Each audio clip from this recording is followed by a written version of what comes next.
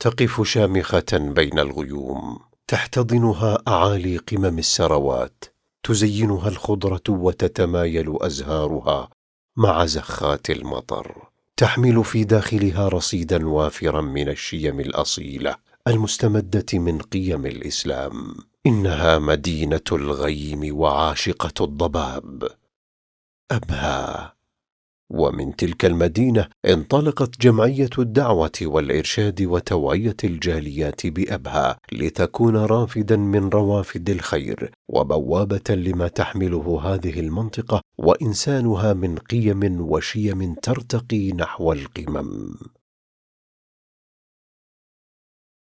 جمعية الدعوة والإرشاد وتوعية الجاليات بأبها.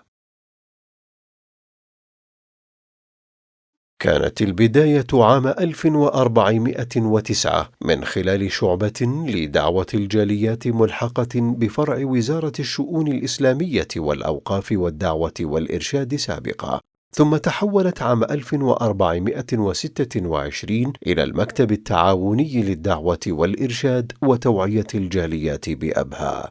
وبعد صدور التوجيهات بتحويل مكاتب الدعوة إلى جمعيات، تم تعديل المسمى إلى جمعية الدعوة والإرشاد وتوعية الجاليات بأبها، وكان ذلك في 29 من شهر جمادى الثانية عام 1441 للهجرة. تعتبر الجمعية صرحا من صروح الدعوة إلى الله في مدينة أبها وضواحيها، وبيتا للخبرة في جميع الأقسام، وتعنى بتوعية الناس بأمور دينهم ونشر الخير بينهم والمحافظة على القيم الإسلامية النبيلة والوقوف في وجه التطرف والغلو من جهة والانحلال والتعدي على حدود الله من جهة أخرى. وتقوم الجمعية بجهد كبير في دعوة غير المسلمين إلى الإسلام وتصحيح البدع والشركيات المنتشرة بين الجاليات. رؤيتنا: منظمة متميزة أداء وعطاء. رسالتنا: منظمة خيرية تعنى بدعوة الناس إلى الله تعالى وتوعيتهم بشؤون دينهم على بصيرة من خلال برامج ومشاريع نوعية متميزة وعمل مؤسسي محفز سعيا لإبلاغ رسالة الإسلام. قيمنا: الإتقان والجودة، العمل بروح الفريق، الانتماء والولاء، الشفافية. أهدافنا: نشر العلم النافع وتبصير المسلمين بأمور دينهم عقيدة وعبادة ومعاملة وأخلاقا، والعمل على تحقيق الطاعة لله تعالى والطاعة لرسوله صلى الله عليه وسلم ولولي الأمر. استخدام التقنية الحديثة في الدعوة إلى الله تعالى ونشر العلم الشرعي.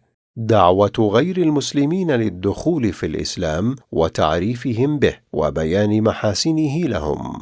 تقدم الجمعية خدماتها من خلال عدد من الإدارات، وهي: إدارة الدعوة والإرشاد، إدارة دعوة وتوعية الجاليات، إدارة الدعوة النسائية.